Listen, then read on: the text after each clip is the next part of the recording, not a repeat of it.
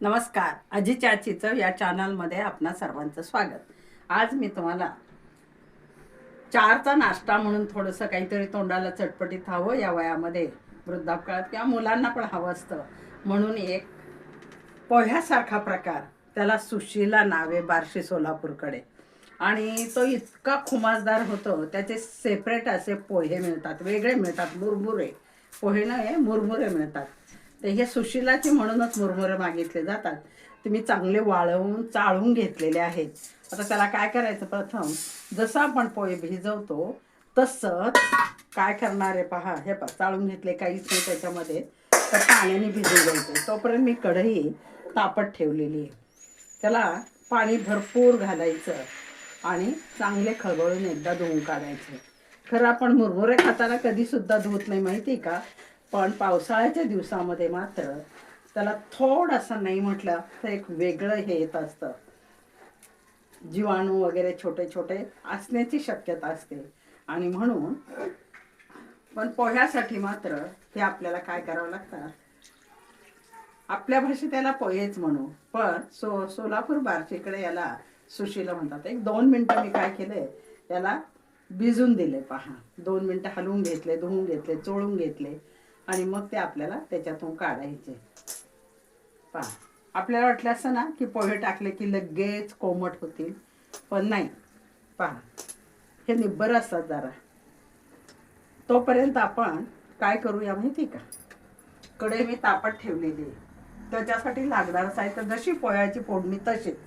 त्यासाठी मी तेल घेतले फोडणीला, हिंग आणि जिरं घेतलेले आहे, मोहरी घेतलेली आहे, हळद घेतलेली आहे, चवीपुरतं मीठ घेतलेले आहे, कढीपत्ता चिरून घेतला. पोह्याला महत्त्वाची टीप आहे, कधीही अखंड पानं टाकू नये. मुलं किंवा माणसं उचलून बाजूला ठेवतात. असा जर टाकला तर स्वाद पण लागतो आणि विशेष म्हणजे तो खाल्ला जातो. कांदा घेतला आहे, 2 छोटे छोटे कांदे घेतलेले आहेत, थोडेसे दाणे घेतलेले आहेत आणि तिखटपणासाठी 2 मिरच्या कमी तिखटाच्या घेतलेल्या आहेत. चला तर मग फोडणी करूया आपण. हे पहा, तोपर्यंत मी तेल टाकलेलं आहे, थोडंच टाकायचं, 1 चमचा 1.5 चमचा. गॅस थोडा मोठा केला, कढई तापत ठेवलेली होती, अजून तापलेलं नाही आहे.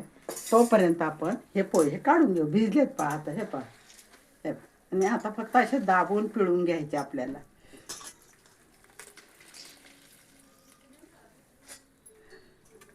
पूर्ण सुट्टे होतात आणि पाणी पण कसं निघतं. खरं एवढे मुरमुरे खातो एरवी आपण, कधीच धुत नाही. पहा, तसेच खात असतो, त्याच्यावर धूळ वगैरे उडतच असते, पण आपण त्याकडे दुर्लक्ष करतो.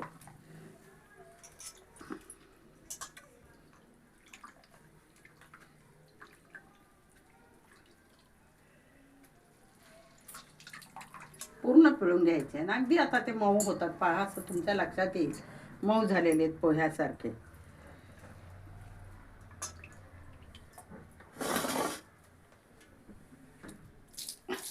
पाणी सुद्धा त्याचं जर पाहिलं तर तुमच्या लक्षात येईल, पाणी थोडंसं गढूळ झाल्यासारखं झालेलं आहे.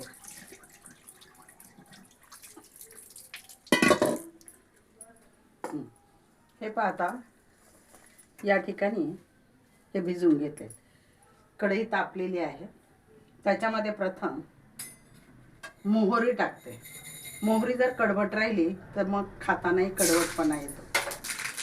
गॅस कमी केलाय, जिरं टाकलं आणि त्याच्यानंतर ह्या जे हिरव्या मिरच्या आहेत, 2 मिरच्या घेतल्या होत्या त्या टाकलेल्या. मी काय करत असते, लगेच मिरच्या टाकल्या की त्याच्यामध्ये मीठ टाकत असते थोडंसं. काय होतं, मिरचीला मीठ लागलं तर मग खाताना समजा गेली, तिखट नसली ती मिरची, जरी गेलं तिखट तरी पण त्याच्यामध्ये. आत्ता मात्र कढीपत्ता टाक. कढीपत्तासुद्धा ह्या जिरी मोहरी नंतरच टाकावं आपण, कारण काय होतं, तो सुद्धा जळून जातो, म्हणून स्वाद नाही राहत त्याचा. आता पहा, हे दाणे मी त्याच्यात टाकले थोडेसे, कडक होतात म्हणून. दाताखाली आला एखादा तर चांगलाच लागतो. आत्ता मी हिंग टाकलेला आहे, का माहिती आहे का, तो काय होतो कधी कधी जळून करपट होतो, म्हणून ते टाकलेलं आहे. आणि आता त्याच्यानंतर आपल्याला हा कांदा टाकायचा. 2 छोटे कांदे मी घेतले होते, ते टाकायचे त्याच्यामध्ये. नाश्त्याला मुलांनाही चांगलं होतं. कधी कधी मुलांच्या डब्यासाठी आपल्याला वेगळा पदार्थ म्हणून द्यायचं म्हटलं ना, तुम्ही द्या, फार चांगलं असतं पाते. आता थोडासा कांदा आपण परतून घेऊया आणि आणखीन थोडंसं तेल मी त्याच्यासाठी वापरते. कांदा थोडा 1-2 मिनटं आपल्याला परतून घ्यायचा आहे. हे बघा, कांदा आपला परतून झालेला आहे. आता पहा हे पोहे कसे झालेत, एकदम हे झालेले, मऊ झालेले, पोहे जसे भिजवतो तसे.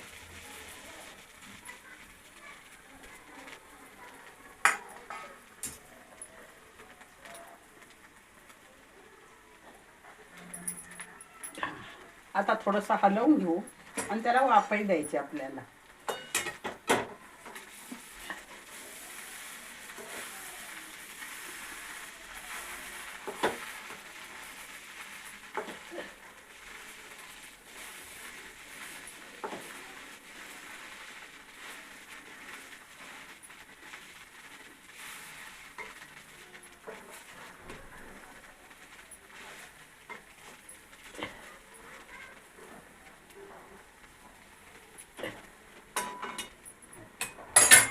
थोडंसं आता त्याला होऊ दे.